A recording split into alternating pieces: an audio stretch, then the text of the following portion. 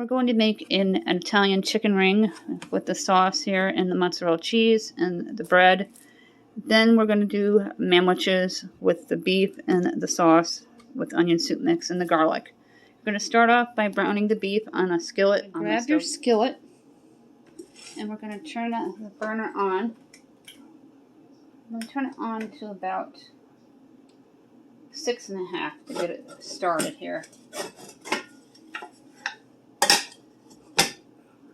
Put my hot plates back from when I washed up the stove this morning. I always check to make sure that the burner is on, so it's the correct burner and you're not cooking an empty burner.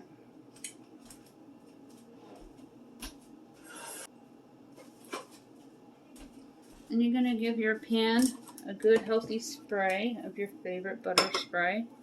I have the store brand for our BJ's, Berkeley and Jensen.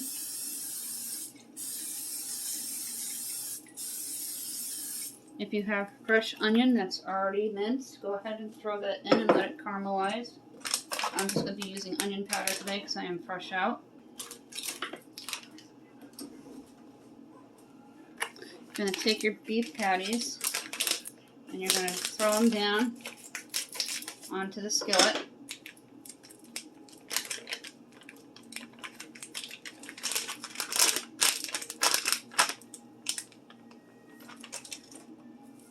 And break it up.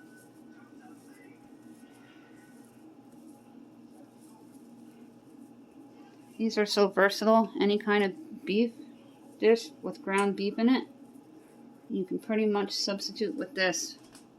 We're going to get this browned up. Go ahead and dump in your diced tomatoes.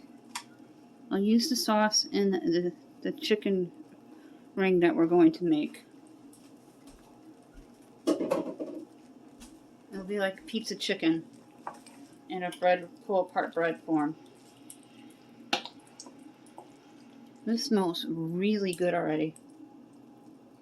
I'm going to let this cook for about 10 minutes or so. And all beef should be at, especially ground beef, should be at 165 with your thermometer. Because you don't want to get sick. Always practice food safety.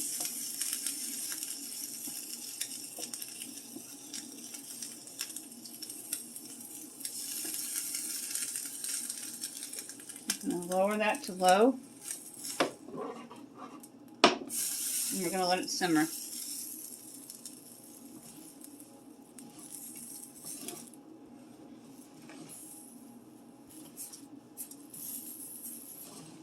There we go. Just didn't want to set off the fire alarm. I've been cooking for 30 plus years and I still do that occasionally. I'm going to separate out these buns here.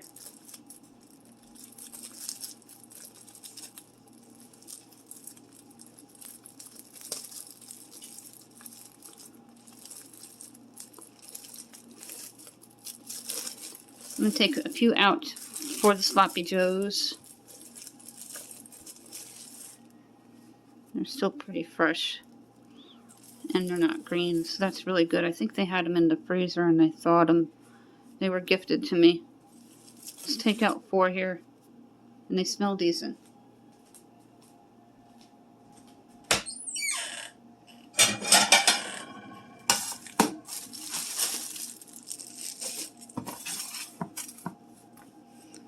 Place them right here on the plate. Then we're going to take the rest of them and we're going to break them up into cubes. You can use crescent rolls with these for this dish I'm making. You can use canned biscuits, whatever you have on hand. I'm going to show you how to do it with a regular package of buns. I'm going to take out your bundt pan. You're going to preheat your oven to 350 degrees. Great thing about this dish is this chicken's already pre-cooked and we're just going to melt the cheese and get it all warm and bubbly. Go ahead and spray the bundt pan well.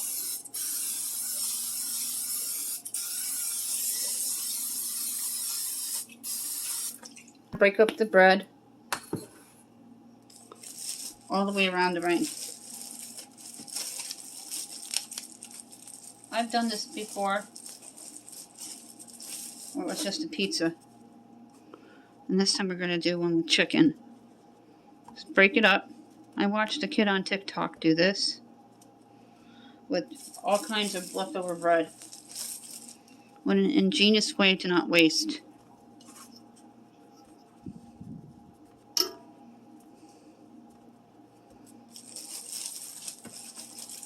This is probably going to take about 8 buns here.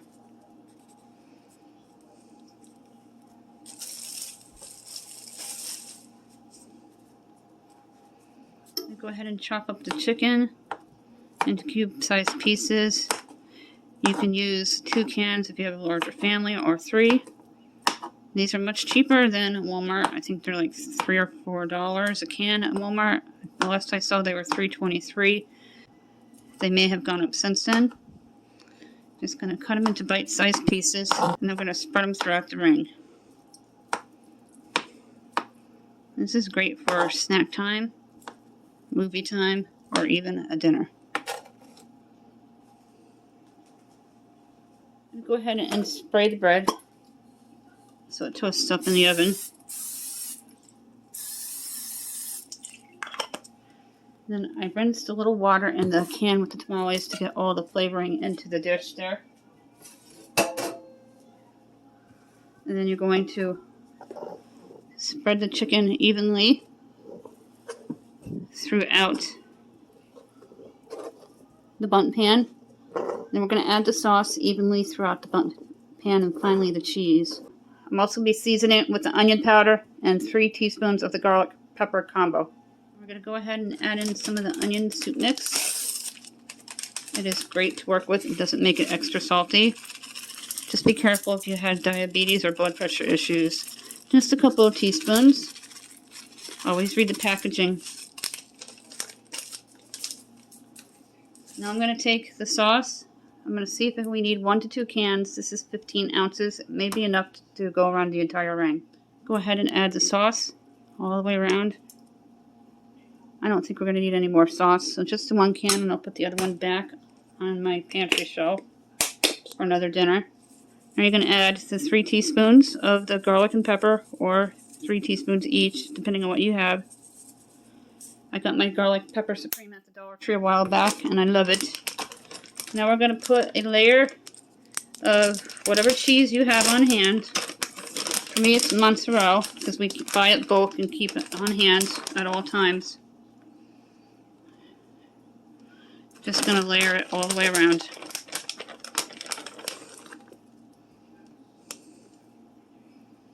This is why it is a Dollar Tree friendly meal. To keep the cost down because of the quarter raise with some of the canned goods, because it's sometimes cheaper to buy bulk or on sale at one of the store's specials. It's going to have a lot of chicken and popping out. You can add pepperoni, bell peppers. Here's what it looks like. You're going to put it into a 350 degree oven for about 15 minutes until all the cheese is melted and the sauce is bubbly. The chicken is pre-cooked. The bell peppers I'm not going to put in here because I thought I had an open bag and I don't. And I'm not going to open up a bag for this dish because I didn't introduce it into the beginning. But this is what it looks like. Let's put it into the oven and add some cheese to the sloppy joes on it. Go ahead and pop that into the oven.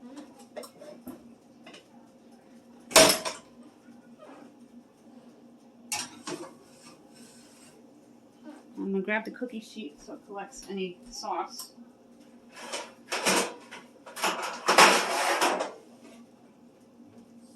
At the bottom of the stove here.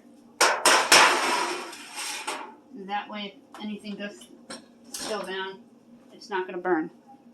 Now let's take a look at the frying pan. Go ahead and mix that up. And it's not sticking to the bottom of the frying pan. This has been cooking for about 10 to 12 minutes. It's perfectly golden brown. You can see the beef through the tomatoes and the manwich popping out at me, and it smells incredible.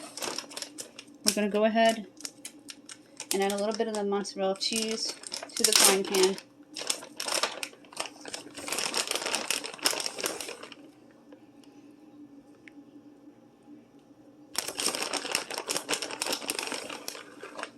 If you have garlic toast, you can go ahead and throw that into the air fryer or your oven or your toaster oven.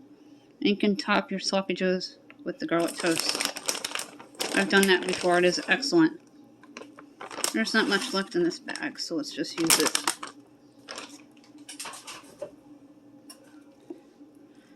I'm going to mix the cheese. This is going to simmer a little longer. If you want to toast your buns, go ahead and do that. I'm going to show you what it looks like on the sandwich bun or a hamburger bun.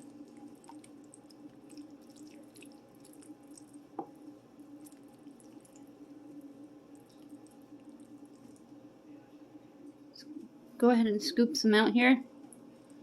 This is my little scoop that we use Halloween for the pumpkins. Put some on the bread. My mother used to go as far as putting lettuce on her sloppy joes as a child to try to get any nutrition in us as she could. Even mixed vegetables if you wanted to. Cheese melted nicely. Nice sloppy joes from the Dollar Tree. I'm going to check on the ring in about 8 minutes. I'm going to go ahead and take out the ring. There's about a minute, 29 seconds left. It should be all melted and bubbly. I'm going to take a quick look here. It's a nice thing about working with pre-cooked chicken. Oh yeah, that looks beautiful.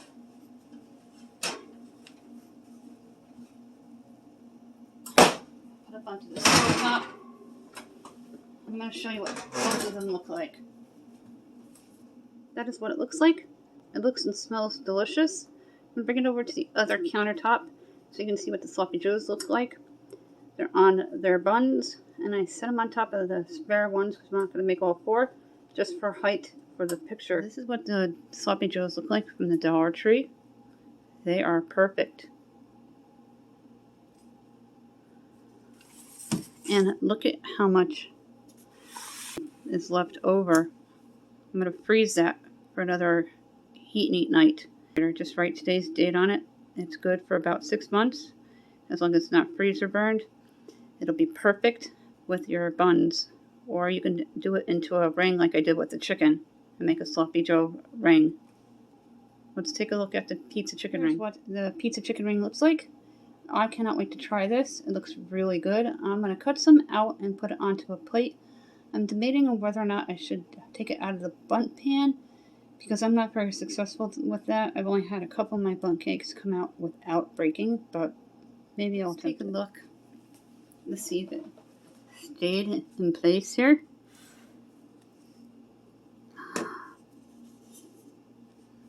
That is what it looks like. Pull apart pizza chicken ring. Only one little piece didn't pop out. I think it was right about here. And you just pull it apart and you eat it. Here's what it looks like. Beautiful pull apart pizza chicken ring. Awesome. And I sampled a little taste of it. It tastes so good.